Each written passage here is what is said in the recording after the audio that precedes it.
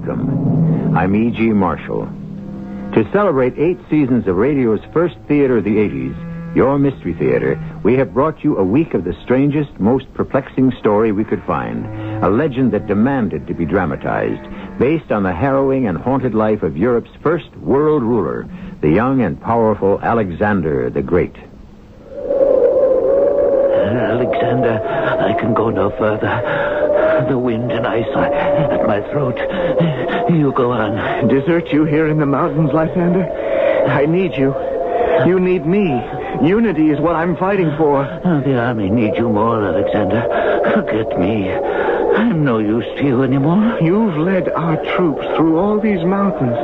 You can't stop now. One old man, more or less, makes no difference. Go on without me.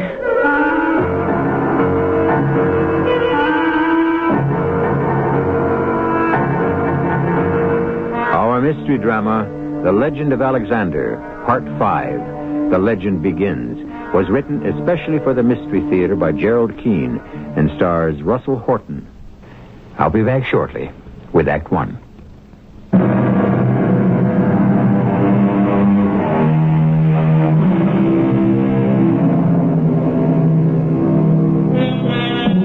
He was 20. He ascended the throne. He found himself king of a crumbling empire. The Greek city-states fell apart, each going its own way, till they discovered the 20-year-old ruler they had to reckon with was Alexander the Great, an unholy terror in battle. Speed and surprise, his chief weapons. Starting with Greece, then as far north as modern Bucharest, crossing the Danube, through Serbia, then south in a final conquest of Persia. Now he knew he was the great invincible Alexander. He believed it. What he did not know was power corrupts, and absolute power corrupts absolutely. What did I tell you, General Parmenio? There are none so clever or so strong that can defeat me. It would seem, Alexander, that Darius and the Persian army are no longer a threat to anyone. A threat? Persia is now our slave. Divide and conquer. My father taught me that. It's been the secret of Alexander's strength. Here, I'll show you. Are there any sticks about? Sticks? What kind of stick? Plain, ordinary wooden sticks. Kindling tree branches. Here? In Darius's palace? Gold and silver sticks, yes, probably. But not wood. What kind of an answer is that to your king? You! Over there, slave. Yes, King Alexander? I want some wooden sticks. 70 at least. Bring them. Small branches, twigs. Chop down a tree if you have to. Yes, Your Majesty. Tell me, slave, you have been in the employ of King Darius when he ruled this land in the royal court? I have served here all my life. I observe that since Darius has escaped our army, it has been your duty to manage the palace, and you announce each meal by the ringing of a bell. It has always been the custom. I know all about that. But we of Macedon do not eat as your former masters did at such time as it pleases the cook to prepare food. We eat 3 times a day and on time. It is now 2 hours past sunset, and I wish my meal. I wish it now. King Alexander, be assured in the future I will not lose track of the time. Be assured if you do, you will lose track of your head. Your Majesty, I go instantly to obey. And don't forget the twigs. Alexander, why do you attack that poor man?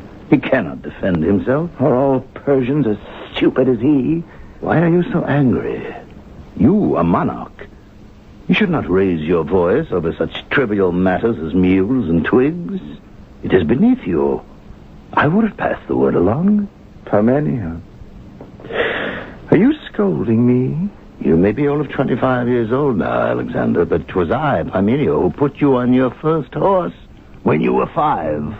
There is something wrong with me. My temper is too short. Why is that? The ways of the mind are a mystery to me. But victory after victory has not brought out the best in you. Hasn't it? I'm building a new world? That's not the best in me? You have succumbed to the wart that disfigures power. And that is arrogance.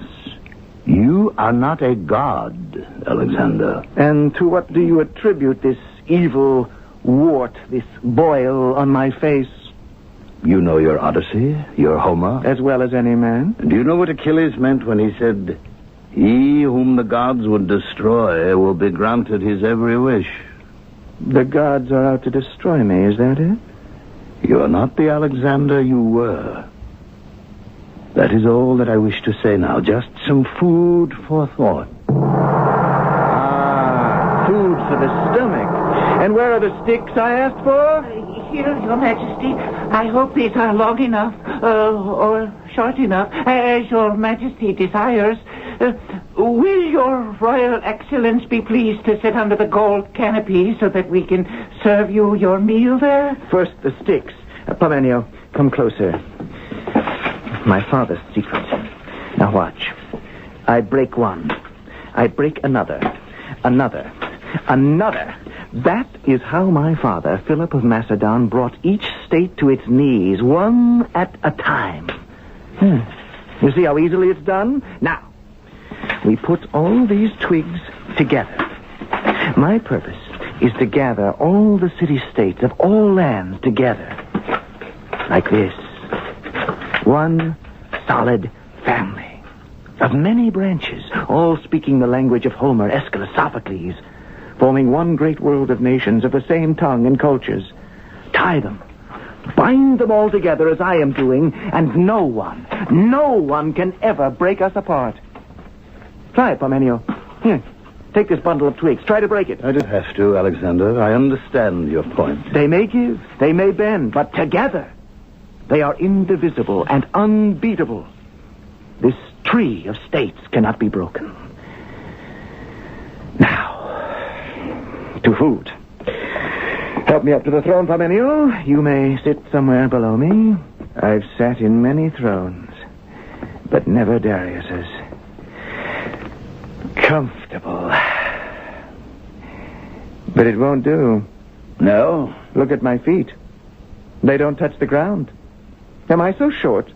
King Darius is extremely tall. Yes, he is. I can't have this. You, slave. Yes, Your Majesty. Before I'm served, I need, do you see that table? Push it under my feet. Now, a little closer. That's better. Now my feet have something to rest on. Place each dish on a small tray and bring it to me. You, don't you hear me? Your Majesty, I cannot. My heart is giving out. What is the matter with you? Give me a tray with each dish. I'll rest it across the arms of this throne and eat. I think it upsets this loyal Persian to see you seated on Darius's throne. No, it isn't that. It's the table. This table I placed here on which you put your feet. It is the table on which I served my King Darius his meals. Of course. You understand, don't you, Alexander? The poor Persian can't bear to see your feet on a table from which Darius took his meals. The table has a meaning for the man. To him, it is a sad omen. It has a meaning for me as well. Darius's dinner table is Alexander's footrest. To me, that's a good omen. It means that soon Alexander will be trampling all over Darius. Now, the food. And no delay. No. I changed my mind. I'll have some wine first. Parmenio, join me in drinking to the health of Alexander the Great and our next victory. Tomorrow, we take Persepolis.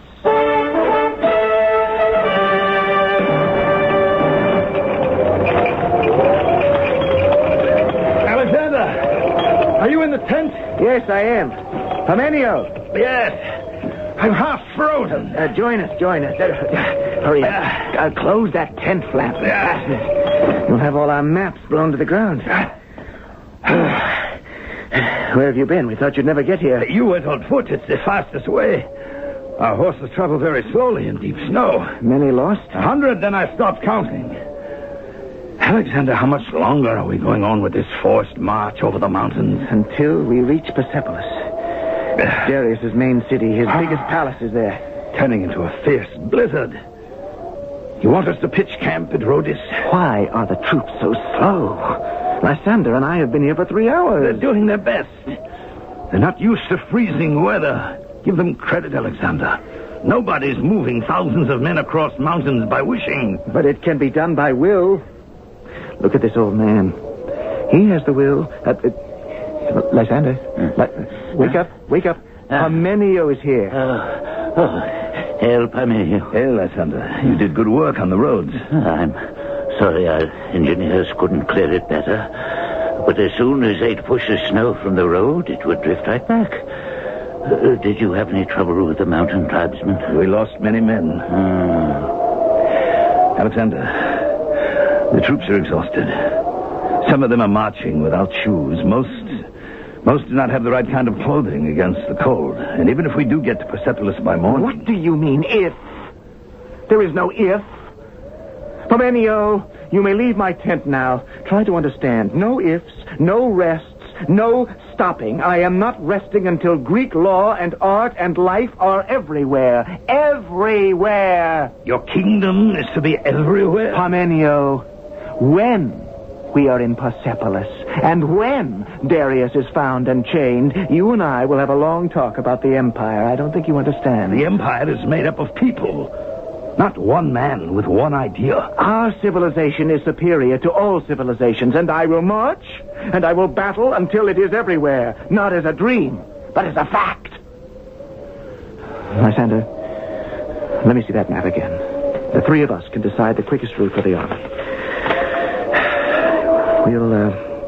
We'll send supplies and the siege train this way, across here. Cavalry that way. It's not quite as steep. What do you say, Parmenio?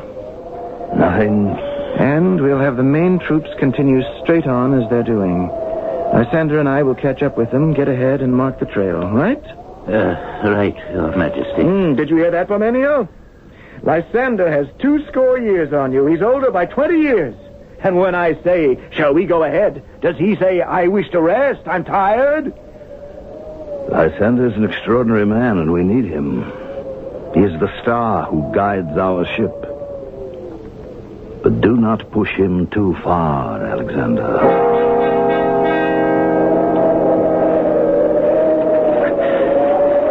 Alexander, stop a moment.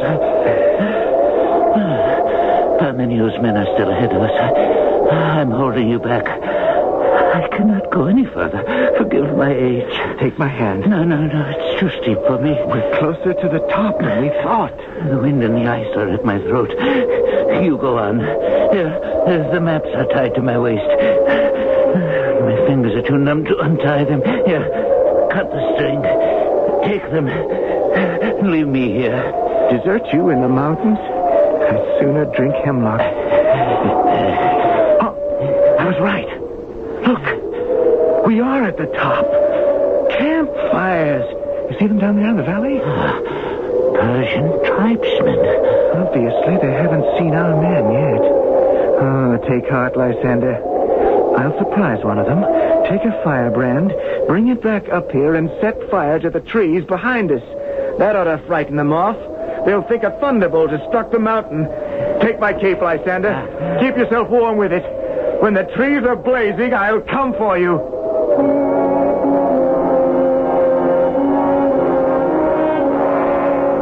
What a strange fusion of tempers and talents he was, this Alexander. Only 25 years old, yet a visionary who brooked no interference. And yet, for all that, still a humane man who deeply cared for his fellow man. I shall return shortly with Act 2.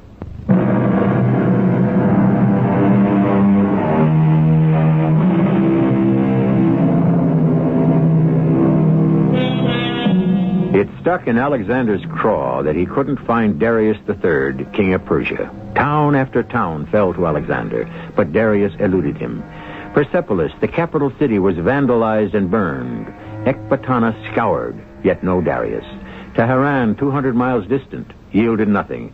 Then scouts arrived with hard, believable information. Darius had been stopped by his own cousin, the Prince of Bactria. Are you sure, Parmenio? Stopped? Where? At the edge of the Caspian Sea. By his own cousin, Prince Bessus? Well, you must explain it. I cannot. I'd say Bessus has his eye on Persia. So he arrests Darius to be friendly to us. Betrayal by your own relative. It isn't the first time. How long will it take our men to get there?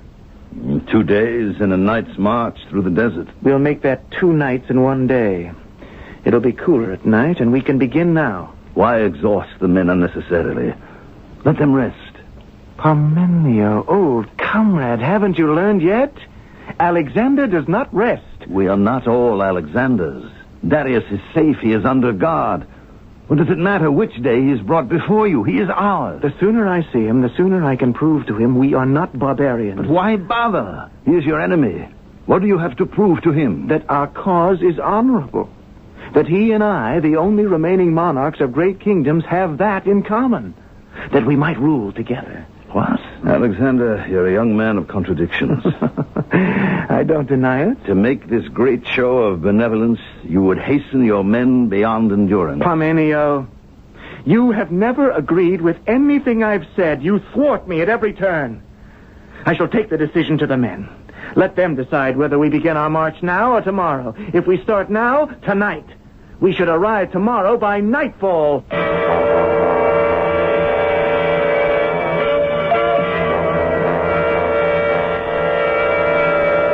Hold that torch higher, Parmenio. By Apollo. Horror of horrors. There, lying at the bottom of that chariot. Is that not Darius? It is, Alexander. Is he alive? How came he to this? Parmenio, you arrived here before I did. I thought you said Prince Bessus had captured Darius, not tortured him. His body is a mass of wounds. I have taken the prince into custody. He told me his men got out of hand. When they came upon Darius, they went berserk with rage. I want every single murderous soldier in the prince's army. I'll show them what rage is. Oh, Darius. Darius. Oh, great Zeus. Look how he bleeds. Get me some fresh cloths. Hurry.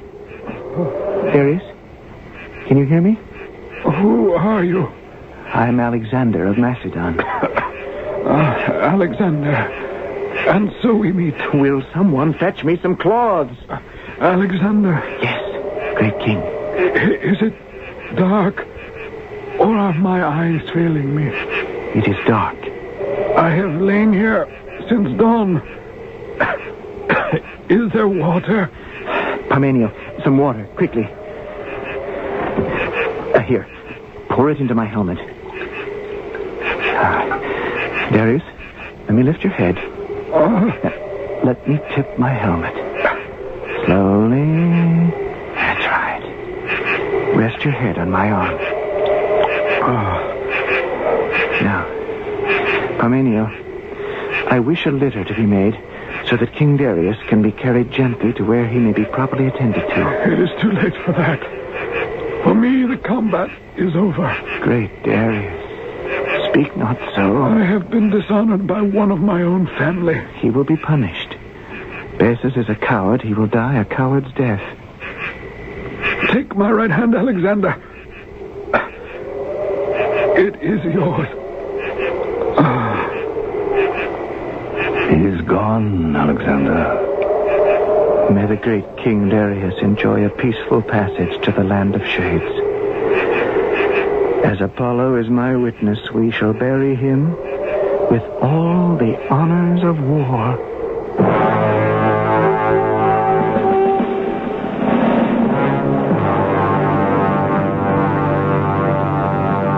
Lysander, they told me it was you. I couldn't believe it. How good to see you. Do I look the same? Your face is more lined, but otherwise I see very little change. What brings you to Babylon?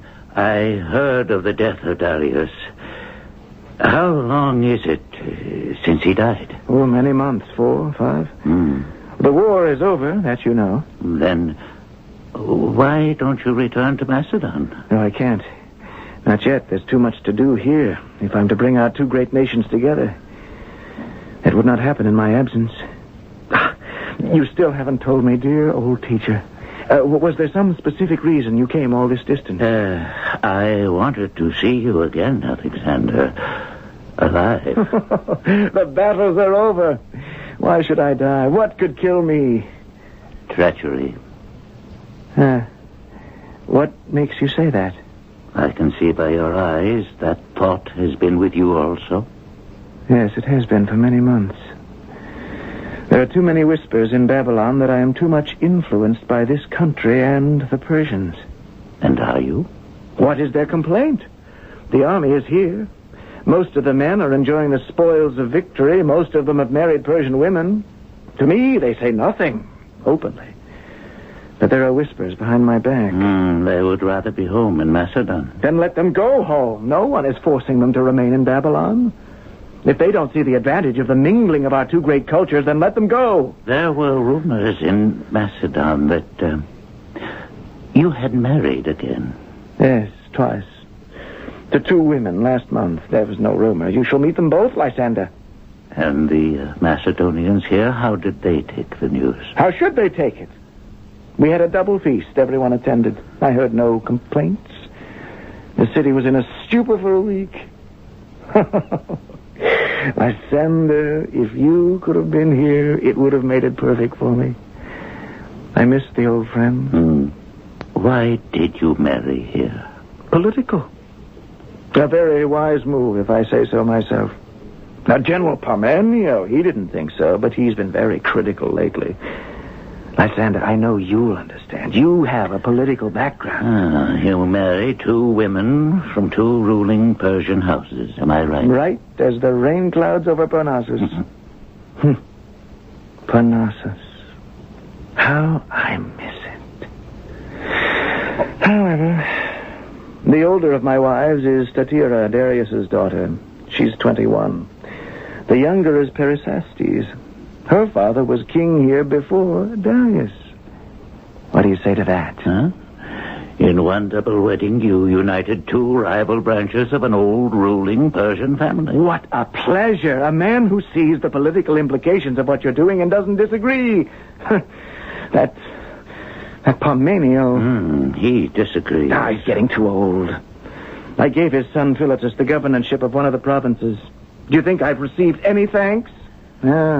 Just the reverse. This pipsqueak Philotas, I know he speaks against me. He does more than speak.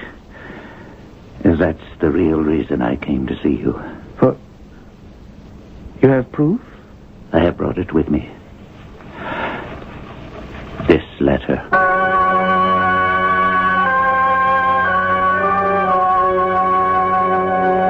I have asked as many of you men as could fit into this courtyard to join me.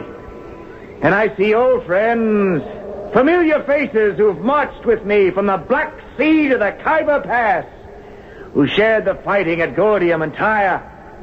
Most of you were bachelors then. Does anyone remember the advice I gave in hand-to-hand then? Strike the Persian in the face. You remembered. Strike the enemy in the face. A young bachelor does not like to return home with scars on his face. Well, we were not afraid when the Persian chariots rolled down upon us. Sharp scythes lashed to their wheels. We stepped aside, let them crash into each other. We didn't run from Darius's elephants. Whatever had to be faced, we faced it. Together. There was an openness, and there still must be. There is room for argument, even dissatisfaction, for criticism. But one fault I will not forgive, and that is treachery. I have here a letter in Philotas' own handwriting. Governor Philotas, there is a plot to murder Alexander. Look to yourselves. If any of you know of such a plot, or know of any of the plotters and do not come forward, you will be judged as guilty as the man who plans to hold the sword to my heart.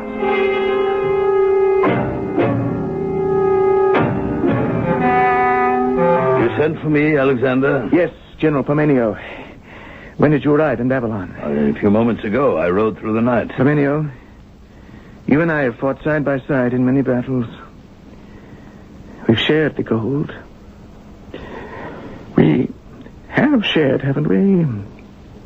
Susa, Issus, Persepolis, you were my right arm. I still am. Are you? Why? Do you doubt it? Have you spoken to your son lately? I have not seen him. And he has always been a poor correspondent. Of course, now he is a governor. Philetus is here, in Babylon. He's in prison. What has he done? He has written this letter. It is to a fellow conspirator, Harpalus. Do you recognize the handwriting? Yes, it is my son's.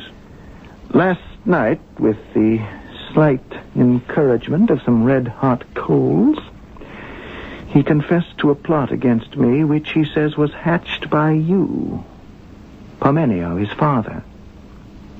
Philetus said that? But why? I do not understand any of this. My own son? It's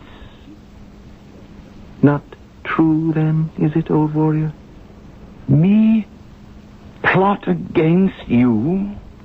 I may differ with my king about many things, and I have been outspoken in my opinions. But to plot against your life?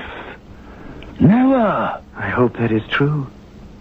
Because if not, you should prepare yourself to follow your son to that land from which no voyager returns. There were many executions. Today, we might call this form of justice a chronicle of horrors. Suspicion, accusation, arrest, trial, a confession enforced by torture, and finally, death. One by one, those whom Alexander had trusted were betraying him. He was 32 years old. Were his days numbered? Would he live to complete his mission, to make one world dominated by Greek culture? I shall return shortly with Act 3.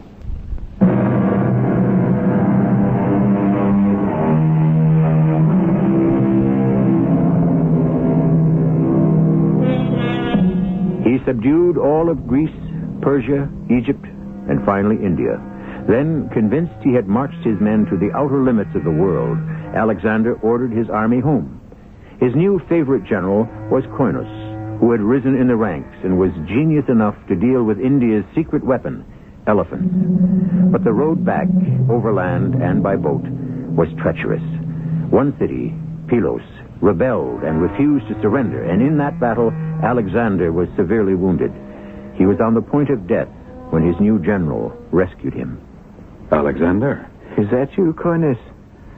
Shall I part the curtains and let in some light? Oh, Coinus, you're as transparent as these curtains around my bed. Yes, open them. There are rumors that I'm dying. You've come to see if there's any truth in them. How did you guess?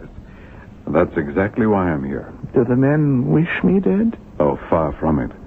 They're hoping every day you'll get better. You're the only one they'll trust to lead them home. Tell them I have no intention of dying. But I might remain here in Babylon over the winter. I'm not as young as I was. Oh, yes. A sparrow told me you were the ripe old age of 32. Add 100 to that, and you'll know how I feel. I had to find out whether you were well enough to deal with a nasty situation, which might even become a mutiny. If you decide to remain in Babylon all winter, it just might come to that. Because we remain in Persia, the army would revolt? But why? They don't want to wait any longer. They want to go home. What do I have against Persia? There's so much here that's wonderful. You aren't helping your cause. Why is it the moment you cross its borders, you adopt Persian dress and manners? You eat their food.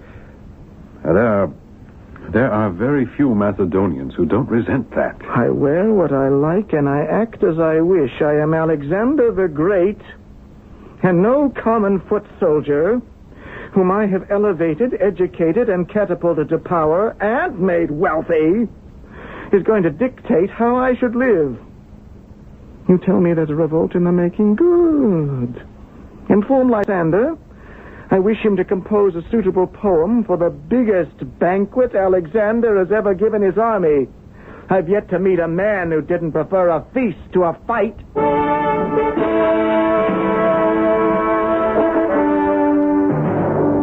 General, does he think a feast for his soldiers will change their minds, and that I should write a verse for this happy occasion? Or I might as well write an obituary. No one would attack Alexander. They won't have to. He'll kill himself. No, he's weak. Isn't recovered from his wounds at Pylos. That javelin almost went through him. But what else can Alexander do but get up and face the men? He's simply not well enough. Has he any idea it might be his farewell address? At 32 years, did death seem close to you? I know it's dangerous, but it would be worse if the men thought they could have their own way. Consider it as another battle. The king does. He knows he must stand alone at the head of his army.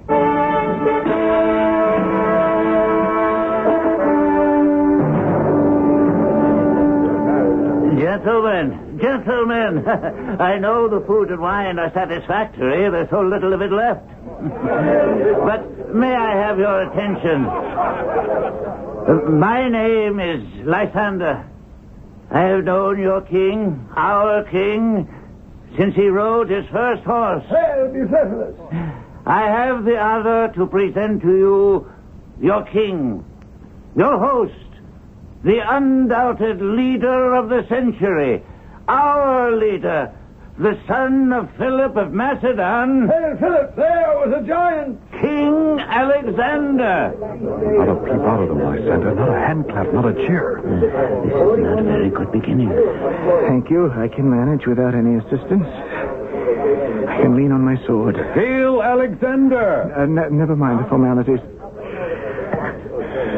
Friends, Persians, Macedonians, countrymen, that we have made brothers of our former enemy is true. The Persians who fought us bitterly are now our friends. And though we rule their land, we are still their guests. I wish he wouldn't emphasize that. His men suspect he's more Persian than the Persians. Their leader fought hard and died bravely. We fought and died too. I heard that. But those of you who survived have had bounties. You've all profited. I wish to announce to those veterans who fought beside me throughout the Asian campaign, and there are 10,000 of you, that you are all free to leave Babylon and return to Macedon. He's trying to get rid of us. Don't you see? It's part of the plot. Get rid of the Macedonians. Make Babylon the center of the world. Hold it down. I am General Coyness for those of you at the back. Calm yourselves. This is not the way a soldier behaves. General, was that Craterus, the soldier who spoke just then? Yes, Your Majesty. Bring that man forward. Craterus, front and center on the double. Yes, I am coming. Tell me, Craterus, what is this about a plot? You can speak freely. I'd like to know. Your soldiers. Well, what I mean is, Go on. we see you dressed like a Persian. And you have a private bodyguard made up of Persians. And you say you want 10,000 of us out of the way. I know I take my life in my hands speaking to my king like this. But they all feel as I do. Here we have marched and fought for 11 years, some of us. But not to be betrayed by our own. Anything else, Craterus? I say if any of us are going to be sent home, we will all leave. Guards, I know it is the end for me, but I speak as an honorable soldier. So if these are the last words I ever speak on earth, I speak the truth. The truth? What is the truth to you, Craterus? You have all had far more than you deserved. More gold, more silver. Tell me of any wealth I have not shared with you. Hardships I've not endured. Anyone who has wounds, come forward. I'll show you mine. I'll match you cut for cut. No part of my body is without a scar.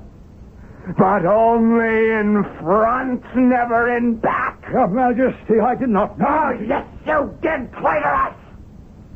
Every word. Interesting, isn't it? You have a name that the great poet Pindar would enjoy rhyming.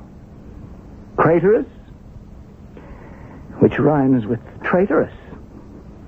Guards, seize this traitor. Take him to be executed! You wish to leave Babylon? Go, every one of you. Tell them at home you deserted your king who led you from victory to victory across the world.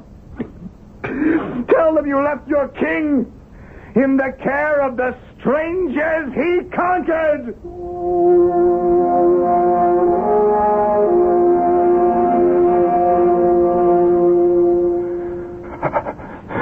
Lysander, are you there? Right by your bed, Alexander. Try not to talk. What's happening outside the palace? How many days has it been? Only 3 days. Oh, you made them feel ashamed. It's so quiet. Have none of them asked for me? Oh, every one of your men have. They fear that what happened at the banquet has hastened your illness. Too much marching. Too many wars. Where is General Coyness? We take turns. We think it best if there's just one of us with you at a time. I have so much to do. How can I remain here like a sick dog? How much longer? Until the physician says you are healed. Who? Polydamas? What does he know? Alexander. It is I, Coyness. I had Polydamas speak to the men, and he promised them your quick recovery. You see, the traitors are silent. The men love you. I wish to see them all. Your soldiers? Now? Oh, I don't think you should move. We will all drink from the same cup. One man at a time. Lysander, my cup. Alexander, do you know how many men you would be receiving? Have the servants bring in wine. And then I want each of my men to enter my chamber, one by one, and we shall each drink from the same cup. Oh, Your Majesty, there are thousands. I wish there were millions. Do it now. I wait.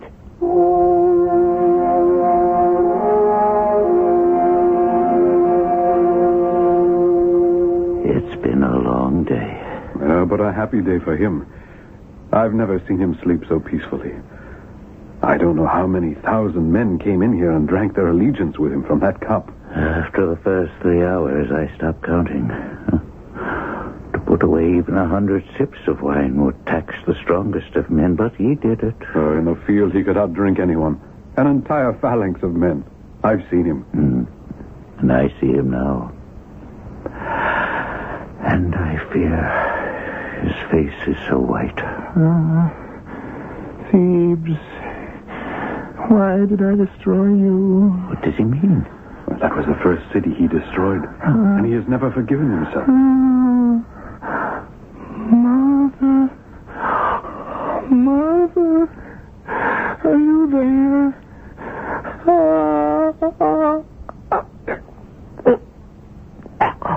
Who is it? Father? Alexander, it is I. Coyness, your general. Parmenio. You betrayed me, too. My own General Parmenio. No, Alexander. General Coyness, the faithful. So many of you standing around my bed. No, my king. Only Lysander and myself. There's no one else here. Good Lysander, come closer. Will you read to me from Homer as you used to? You and I, Lysander, like times of old. I die, Lysander. Oh, you leave so much unfinished. Who can continue your work? Who are you, sir? I am your general. Don't you know me? I know them all by their first names. Father, you taught me that. Lysander. Yes, my boy. Remember these words? I would rather be tied to the soil as another man's serf than be king of all these, the dead and destroyed. Very good. You remember your Homer very well. Did you know, General? My father was slain in his bedchamber, and I die in mine. Neither of us were killed in battle. Who will come after you, Alexander? There is no one worthy to stand in your shadow. Alexander, can you hear me? To whom do you leave your empire? To the best. To the best.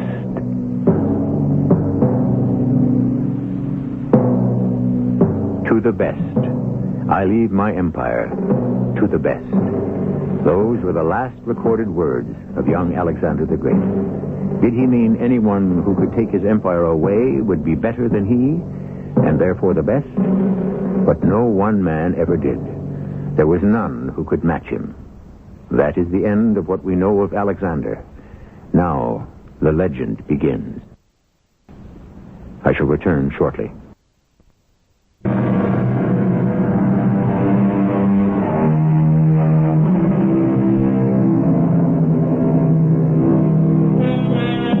Incredible that one man, driven by one idea, could march armies from Greece to the borders of modern Russia, could take Persia, India, and Egypt in his stride, found a city in his own name, Alexandria. Alexander's dream was a world state sharing the customs and merging the races of Europe, Africa, and Asia. Now, 23 centuries later, the world is as fragmented as the remains of Humpty Dumpty. I wonder if all the pieces of common understanding can ever be put together again. Our cast included Russell Horton, Mandel Kramer, Roy Owens, and Lloyd Batista. The entire production was under the direction of Hyman Brown.